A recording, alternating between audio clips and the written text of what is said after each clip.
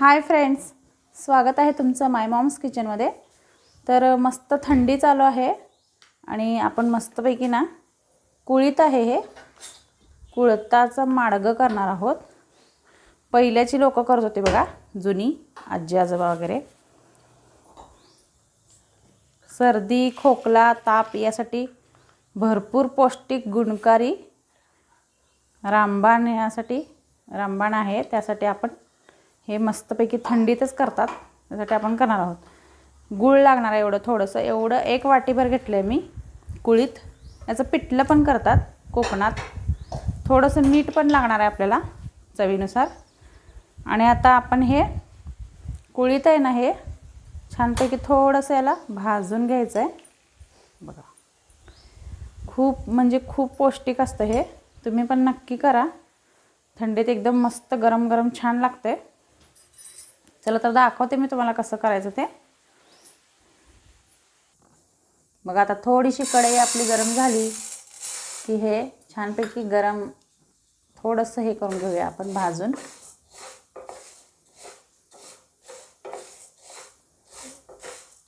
पहिला कुठं दवाखाना वगैरे काय नव्हता, मग घरातच असं ताप वगैरे आला ना, ताप सर्दीसाठी एकदम भारी आहे।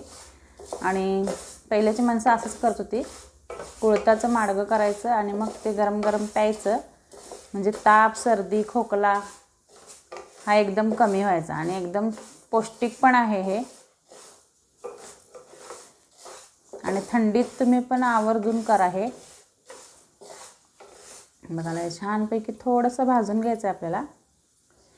आणि तुम्ही जास्त प्रमाणात करणार असाल तर तुम्हाला बाहेरूनच दळून आणायला लागेल। असं करून भाजून द्या, मग बाहेरून गिरणीतून पीठ करून आणावं लागेल। मी थोडं आहे 1 वाटी म्हणून घरात करणार आहे।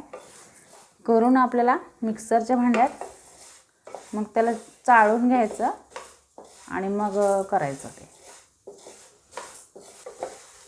आता बघा हे भाजलंय,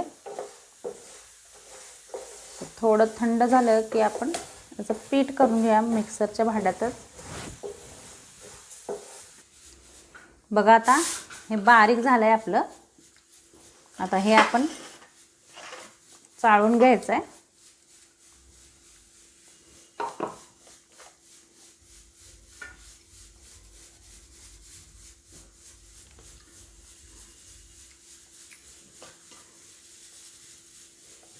बघा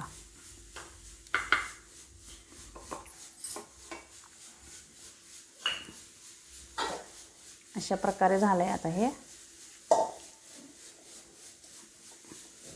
आता 1 वाटीसाठी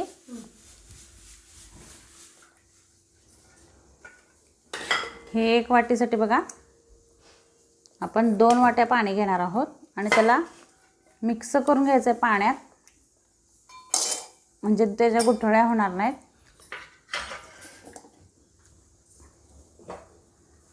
आता यात आपण 2 वाट्या पाणी घालूया।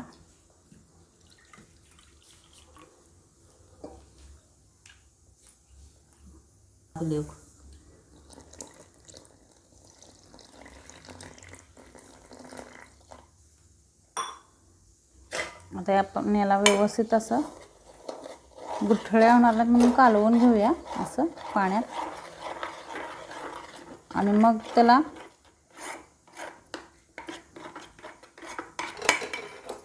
आता 2 वाटी पाणी ठेवूया गरम करायला आणि त्यात हे घालून घ्यायचं।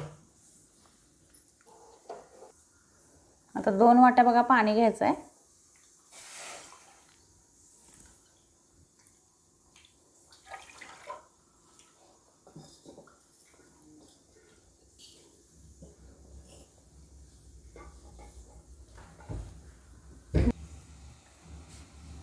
आता थोडंसं पाणी आपलं गरम झालं की आता गूळ घालून घ्यायचं आहे।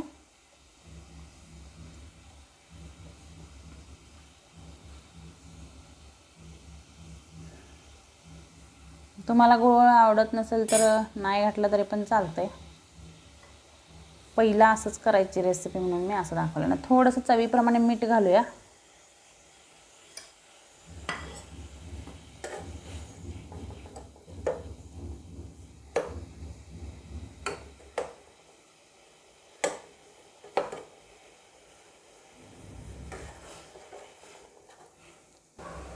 आता बघा तुम्ही बघू शकता छानपैकी याला उकळी आलेली आहे आणि गूळ पण आपलं थोडंसं विरघळलं आहे.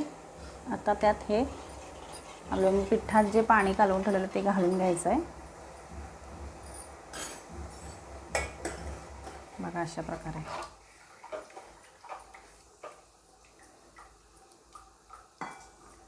म्हणजे गुठळ्या होणार ना त्याच्या. शेवया पण तुम्हाला आवडत असतील तर घाला,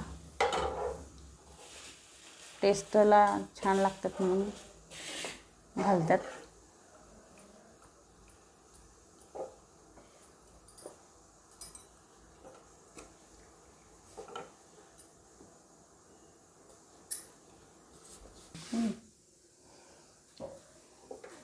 थोडंसं बघा याच्यात पाणी वाढवलं मी, थोडं घट्ट झालं हे, थोडं पातळ पातळ करायचं आहे.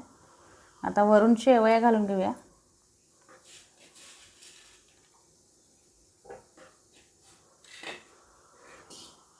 आता एक उकळी आली की आपलं पौष्टिक माडगं तयार आहे. तुम्ही पण अशा प्रकारे नक्की करून बघा.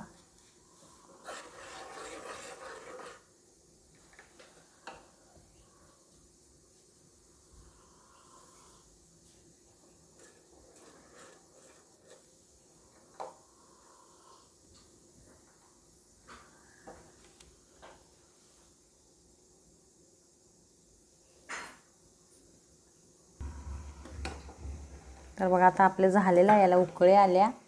आपलं आता मस्त माडगं तयार आहे गरम गरम पिण्यासाठी. थंडीमध्ये असं नक्की करून बघा आणि बाजूला जो बेल आयकॉन आहे तो दाबा, म्हणजे तुम्हाला माझ्या नवीन व्हिडिओचे नोटिफिकेशन लवकरात लवकर मिळेल. आणि अशा मस्त मस्त रेसिपीसाठी लाईक करा, शेअर करा, सबस्क्राईब करा. तर बघा आपलं मस्त माडगं तयार आहे. कसा वाटला व्हिडिओ हे तुम्ही मला कमेंट करून नक्की सांगा. परत भेटूया अशाच मस्त नवीन रेसिपीमध्ये. Okay, thank you so much.